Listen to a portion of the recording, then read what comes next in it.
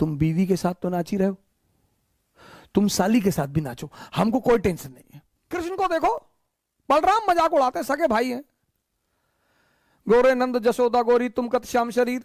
जितने लोग बंबई में कमाते, दुबई में कमाते, कमा वहां रहे हैं, मकान बनवाते हैं गांव में 2 बीघे में, हाँ बड़ा मकान, बड़ी बड़ी दीवारें और करीब 1 बीघे में मकान और ट्रैक्टर खड़ा हुआ है। पूरा गांव जब उस मकान से सामने से गुजरेगा तो डेली मरेगा कि बहुत पैसा शुक्लवा कमाए, तस्करी उस्करी करता होगा। किसके रिश्तेदारों ने, किसके पट्टीदारों ने किसको खुश रखा है? समझदार जो लोग हैं, सारा राज समझदारी का है। इसीलिए तो राम जंगल जा रहे हैं, तैयारी करनी है। कुछ लोग आईएएस की, अगर आप बड़ी बड़ी तैयारियां कर रहे हैं, गौर से सुनिएगा इस बात को, अगर आप जीवन में बड़ी बड़ी तैयारियां कर रहे हैं और हर फ्रंट पे लड़ रहे हैं, किसके रिश्तेदारों ने, किसके पट्टीदारों ने किसको खुश रखा है? हां, जब आप ऊंचाई में पहुंच जाएंगे तब ये लोग भाग कर आएंगे। दुनिया में 3 लोगों के बिना आप नहीं रह सकते और 3 लोगों के साथ नहीं रह सकते। कौन है वो 3? पहला है आपके दोस्त, दूसरे हैं आपके पड़ोसी और तीसरे हैं आपके रिश्तेदार। इन तीनों के बिना भी आप नहीं रह सकते और इन तीनों के साथ भी आप नहीं रह सकते। इन तीनों से अपने आप को बचाना ही योग्यता है। आप उठे समस्तीपुर से, बैग उठाए, किसी को बताया ही नहीं कि आप आईएएस की तैयारी करने जा रहे हैं, बताया ही नहीं, आपने चर्चा ही नहीं की। अगर किसी ने पूछा कि दिल्ली जा रहे हो, हाँ वो इन्फो जॉब लग गई है, ऐसे ही जॉब लग गई है।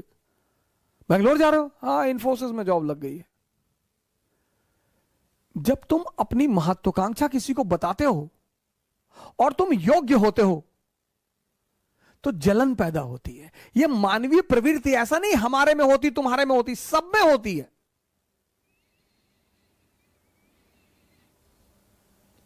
सब में।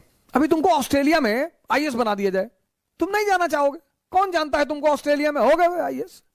इसलिए जब तुम आईएएस बनते हो, मंत्री बनते हो, नेता बनते हो, अपने घर की तरफ भागते हो। जितने लोग बंबई में कमाते, दुबई में कमाते, कमा वहां रहे हैं, मकान बनवाते हैं गांव में 2 बीघे में, हाँ बड़ा मकान, बड़ी बड़ी दीवारें और करीब 1 बीघे में मकान और ट्रैक्टर खड़ा हुआ है। क्यों? क्योंकि वो जो पट्टीदार हैं आपके, वो डेली उस मकान से गुजरेंगे और डेली मरेंगे। उसका मजा है सर। दूसरे को क्या दिखाना सर।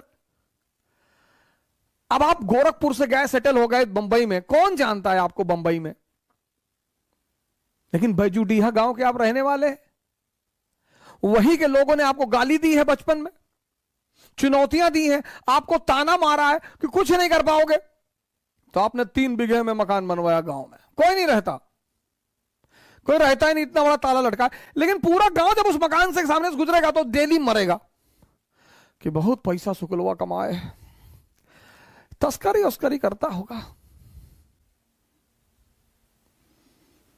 दुनिया में तुम 3 लोगों के बिना नहीं जी सकते और तुम 3 लोगों के साथ नहीं जी सकते। इनको अपनी महत्वाकांक्षा कभी मत बताओ। अगर तुम योग्य हो, ये तुमसे चिढ़ेंगे। कृष्ण को देखो, बलराम मजाक उड़ाते, सगे भाई हैं।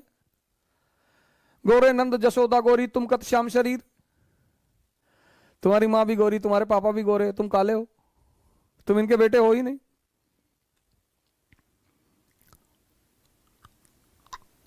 फिर बलराम एक दिन कृष्ण से कहते हैं कि ये वृंदावन के यादव लोग तुमको पीटने का प्लान बना रहे हैं। बोले क्यों? बोले तुम इनकी बीवियों के साथ नाचते हो, पीटेंगे नहीं? अरे बोले यार तुम भाई टेंशन मत लो, हम हैंडल कर लेंगे। एक दिन बारिश हो रही थी वृंदावन में और कृष्ण ने गोवर्धन पर्वत उठा लिया उंगली पर। अब आप सोच के देखो कि कोई अपनी उंगली पर पर्वत उठा ले। डिमॉन्स्ट्रेशन ऑफ पावर, शक्ति का प्रदर्शन। तब यादवों ने कृष्ण से कहा कि देखो भैया, तुम बीवी के साथ तो नाच ही रहे हो, तुम साली के साथ भी नाचो, हमको कोई टेंशन नहीं है।